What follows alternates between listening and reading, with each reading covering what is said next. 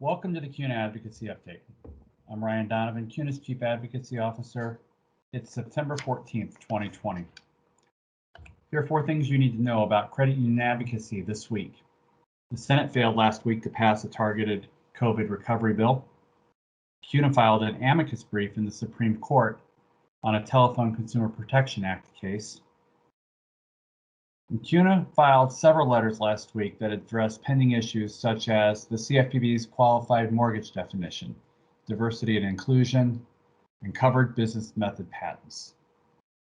Finally, CUNA will be hosting a webinar on Thursday on our new membership activation program campaign entitled Credit Union Votes. First up, the Senate last week failed to pass a targeted COVID-19 relief bill. This puts in doubt whether Congress will take any action prior to the election to further address the pandemic or economic fallout. Discussions may continue between now and the end of the month, and there may be attempts to move small pieces of recovery legislation, like a Paycheck Protection Program loan forgiveness bill. But for the time being, nothing substantial is expected to clear Congress and go to the president for signature. As we get closer to the end of the fiscal year on September 30th, expect Congress to work out some form of continuing resolution to fund the government through November or December. Second, on Friday, CUNA filed a brief with the United States Supreme Court in Facebook versus Duig, supporting a narrow scope for the Telephone Consumer Protection Act's definition of an automatic telephone dialing system. The brief raises concerns about the TCPA's effect on credit unions, which rely on technology systems to efficiently and effectively contact their members with important information regarding their accounts, including mandatory servicing calls and fraud alerts. Confusion about the scope of the ATDS definition and the use of efficient auto dialing equipment to contact member owners has led to an uptick in TCPA lawsuits filed against credit unions, including 3 recent cases filed at the federal level. Last week, CUNA filed several letters with policymakers on Capitol Hill and at regulatory agencies.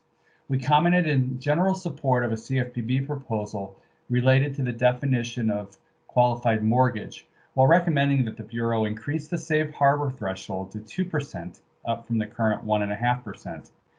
Reject the complicated alternative and hybrid approaches contained in the proposal, as they continue to use prescriptive debt-to-income and ratio and inject complications and uncertainty in the present rule, and use indexing or caps to determine general qualified mortgage eligibility for short reset adjustable rate mortgages. We also wrote the House Financial Services Committee's Subcommittee on Diversity and Inclusion prior to its hearing with financial regulators. We told the subcommittee that credit unions are committed to ensuring that diversity, equity, and inclusion continue to play a meaningful role through every aspect of the financial services sector.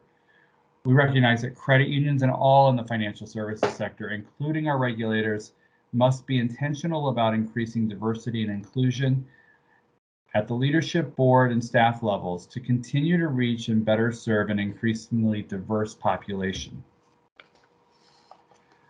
We also joined other financial services trade groups in supporting bipartisan Senate efforts to extend the Covered Business Method Review Program at the U.S. Patent and Trademark Office.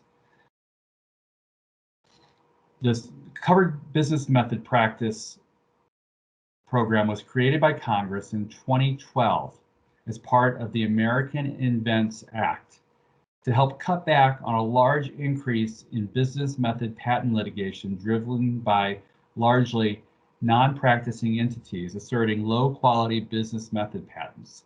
The program allows the Patent and Trademark Office to review whether the patent in question should have been granted in the first place. This program is set to expire tomorrow on September 15th. As you can see from the chart here on your screen, there are a number of additional topics that we'll be commenting on in the coming weeks, and more information regarding these can be found on CUNA's website under Advocacy. Finally, early voting started last week in some states, and credit unions are encouraged to educate their members on options for voting during this COVID-19 pandemic. Credit unions can utilize the latest membership activation program campaign, MAP campaign, Credit Union Votes, to share options with members on how to register to vote, locate polling places, and learn options for early, absentee, mail-in voting. All voting details are specific to the state and jurisdiction of the member and are updated in real time as states make changes to the rules and processes. Credit unions can download, customize, and distribute email templates provided by CUNA. We've got long forms and short forms for use and for customization. Register now for the Credit Unions Vote MAP webinar on Thursday, September 17th at 4 p.m. Eastern Time. This webinar will review the platform and provide an overview of current member templates and review the goals of the membership activation program. And you can find more information on that on the CUNA website. That's all for this week. Thanks for taking some time to join me for the advocacy update. I hope you found it helpful. Please don't hesitate to reach out to me if you have any questions or concerns. Have a great week.